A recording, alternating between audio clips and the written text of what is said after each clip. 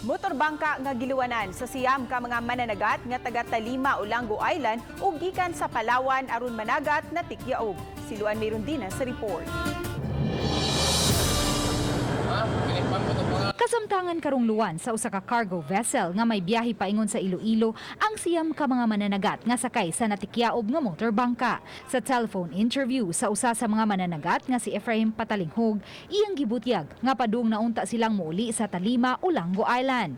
Nanukad sila sa Kaluya Island, palabang naunta sa Boracay Island alas 9 sa buntag kagahapon, dihang kalit lang mihuros ang kusog nga hangin ug midako ang bawd. Decision ko nga army agi na lang sa anini paingog Iloilo mao to nagpapabor ko sa hangin og sa baon niya waman mapagpahi sa uban akong kauban waman matimbangi na largo man inog kakwib. Gipaningkamutan nilang makagawas gikan sa Natikyaob nga motorbangka ug gisigurong maluwas ang tanang mga kauban tungod sa kakusog sa bawd ug paningkamot nga makatungtong sa Natikyaob nga motorbangka. Nasamad ang ibabang bahin sa mata ni Efraim Patalinghog.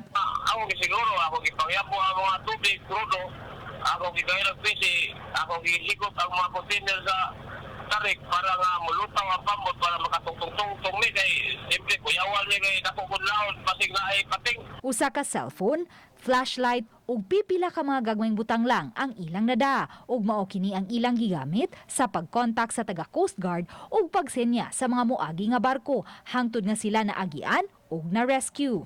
Padung na sa Oila og Iloilo, so dadon na pud sila diri sa atoa. Muna karon padayon ang atong communication with the Coast Guard na para atong pag-arrange na po sa pagbalik nila diri sa atoa.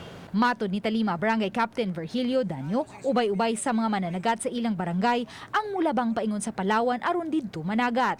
Hinuon sukad masinati ang pandemya, regular silang gipaubos sa COVID test, matag uli nila sa isla. Mao makangar na tita magpanam po ka kuan mapas mo po di mainon nungdan nga sila napot po dito bumikas kalisod. Uban ni Godfrey Relien, Luan Merondina, Balitang Bisdak.